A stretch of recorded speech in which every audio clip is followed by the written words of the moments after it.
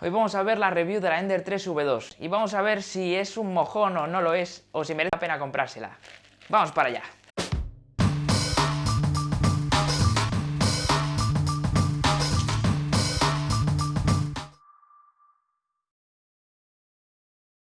Comenzamos con el unboxing de esta Ender 3 V2.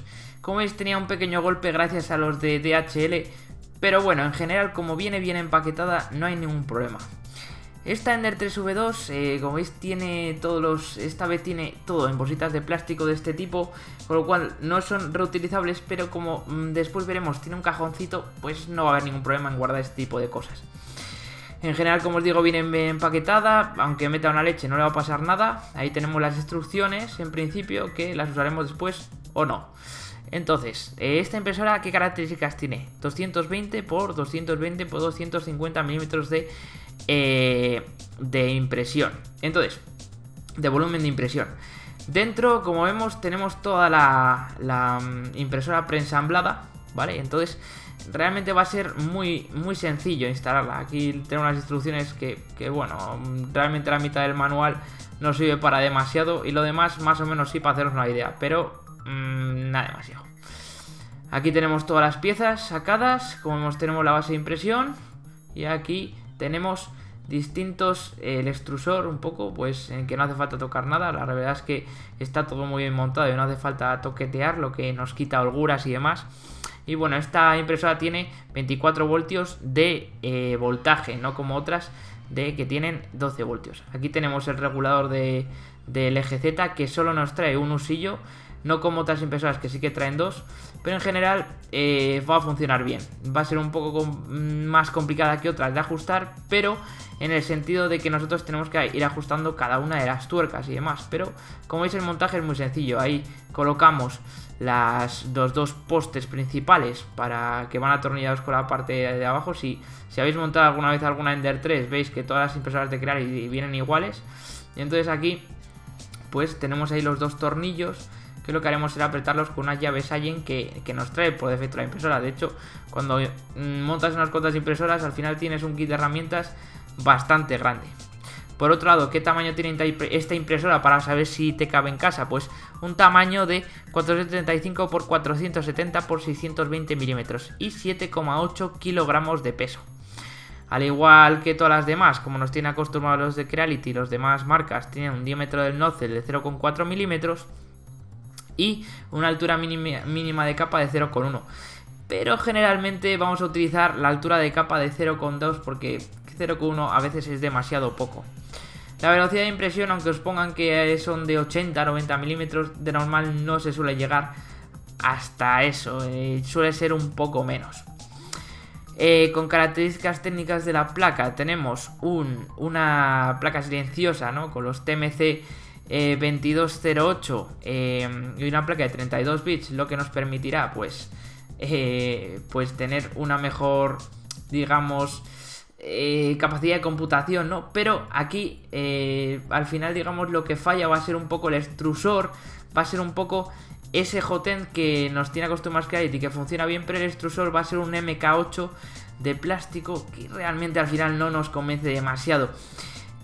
¿Por qué? Porque al final es un extrusor que se puede llegar a romper a la larga. Entonces sí que conviene pues gastarse a lo mejor, si queréis un BMG original, pues un 80 euros. Y si queréis uno que no sea original, pues os gastáis un poco menos de 10 euros. Yo creo que este costó 10 euros y demás. Aquí simplemente tendríamos que montar el marco, la parte superior, lo que nos garantizaría en este caso que nuestro marco es totalmente recto. Y aquí tenemos un poco las conexiones de la placa. No hay realmente muchas conexiones que haya que hacer. Aquí vemos pues que hay que apretar ciertos tornillos. Conviene apretarlos bien, ¿vale? Porque al final no los vamos a volver a apretar prácticamente nunca, porque además vienen con una especie de tuercas. Y vamos leyendo las instrucciones y sacando todas las cosas de las bolsitas, ¿no? Finalmente lo que tendríamos que ir poniendo sería el rodillo de plástico, que ahora las últimas Ender pues viene abajo, pero también va bien. También tenemos esta ruedecita de carga de filamento que antes de las Ender 3 pues se imprimía. El final de carrera seguramente lo cambiemos por algún tipo de Belle-Touch, pero es fácilmente ajustable, no como otro tipo de impresoras Ender, que la verdad es que, sobre todo la Neta 8, que iba bastante mal. Tenemos aquí los motores paso a paso, en este caso para el GX, con todos los tipos de conectores, que realmente es muy fácil de conectar y viene con todo. Y aquí tened cuidado, hay que ajustar, ¿vale? Si no viene ajustada por lo que sea, tenéis que ajustar la corriente a 230 voltios. Y empezamos las primeras pruebas de impresión, que la verdad es que ya de por sí son bastante espectaculares. Tenemos que ajustar las tuercas excéntricas para que nos quede un poco bien. Digamos que la única calibración que hay que hacer inicialmente, que queda bien, o sea, si vemos que hay un poco de juego, simplemente vamos a ir ajustando las excéntricas hasta que no quede.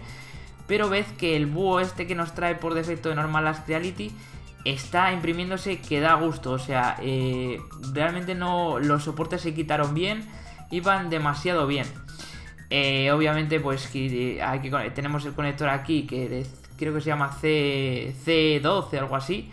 Y nada, seguimos haciendo pruebas de impresión. Aquí en este caso una prueba de impresión de algo gigante. También imprimimos un Benchy y un Benchy un poco más aparatoso, y todo lo hizo perfectamente.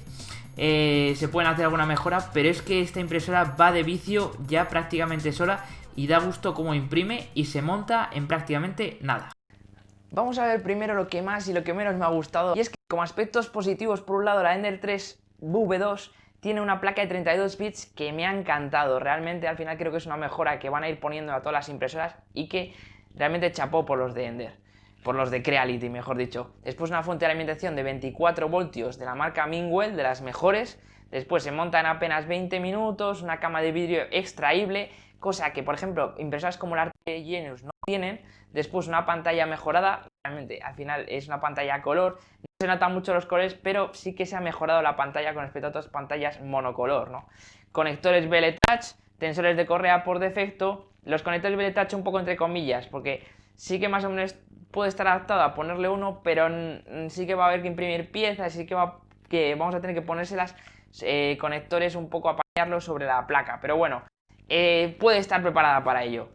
Después, un cristal micro perforado, el que hemos comentado antes, el extraíble, unos drivers silenciosos TMC2208 que van a hacer que tu impresora no se oiga nada, unas correas GT2 de gran calidad, electrónica en la base, o sea, prácticamente el diseño es mucho mejor a mi parecer, más cerrado, mejor, más afinado, sí que se sobrecalienta a veces un poco, pero nada que realmente nos tenga que preocupar.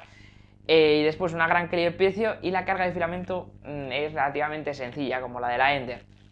Como aspectos que no me han gustado, un Hotens Liner con teflón. El Hotens no le ha mejorado mucho con respecto a la Ender 3, al igual que el sistema de extrusión. El sistema de extrusión vamos a tener uno Bowden, que no está en el propio carro como el Artillery, y realmente eso yo creo que ya lo podían haber ido mejorando. Realmente creo que esto es algo que podían haber hecho mucho mejor en ese sentido. Después los tensores, que son de plástico, podían haber sido metálicos como el resto de las piezas. Y realmente como puntos negativos, pocos más. Realmente los puntos negativos al final son mejorables, entonces un poco como veredicto, ¿no? Con respecto a la Ender 3 Pro, ¿merece la pena esos 30 euros que pagamos de más? Ya con la placa de 32 bits, sí, con los drivers TMC2208 también, sí que merece la pena con respecto a la Ender 3 Pro. Con respecto a la Ender 3 normal, pues si nos queremos gastar un poco menos de dinero, merecería más la pena la Ender 3 normal. Después, con respecto al sistema de extrusión, pues eso es lo que menos me ha gustado, pero es algo que realmente es mejorable, se puede cambiar con pocos euros, con poca inversión, y al final esa placa de 32 bits lo va a justificar todo. O sea que si nosotros queremos, digamos, al final la batalla va a estar un poco más entre la Artillery Genius y esta, ¿no? En ciertas cosas que me gustan más y menos. Pero con respecto a la Ender 3.2, descartadla. La Ender 3 Pro, perdonad, descartadla. Esta es mucho mejor. Bueno, como se me ha petado el vídeo, voy a poner esto último que quería comentar. Que con respecto al Artillery Genius, ¿merece la pena la Ender 3 V2? Pues creo que la Artillery Genius está más preparada para un usuario más principiante. ¿Por qué? Porque no hace falta hacerle mejoras, pero si te gusta toquetear un poco más la Ender 3 V2, a mí me ha gustado bastante. Sí que es verdad que la Artillery Genius tiene un extrusor directo y la Ender 3 V2 un Bowden, pero por otro lado, al final la base de la Ender 3 V2 es mucho mejor que la Artillery Genius. La de la Artillery Genius es un sándwich mal hecho. Y entonces, pues eso es un poco la idea, ¿no? Si eres más maker, pues la Ender 3V2 creo que es una grandísima opción. Y con esto es todo. Espero que te haya servido este vídeo y nada, pues nos vemos por aquí. Un gran abrazo, hasta luego.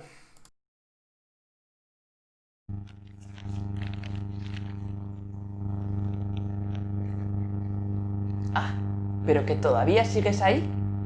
Pues no dudes en apuntarte a mi newsletter donde te regalo una guía de calibración y por lo menos te escribiré 5 días a la semana contándote un poco mi vida y cositas de impresión 3D, truquetes y cosas que se me ocurren. La verdad es que de todo. Y dentro podrás acceder al curso de impresión 3D. La impresión 3D no es solo para frikis, donde podrás aprender varias cosillas, entre ellas módulos de calibración, módulos de cómo usar Cura Ultimaker, de diseño 3D básico, de resolución de problemas comunes, incluso de recursos externos para impresión 3D que seguro te serán muy útiles. Hasta luego.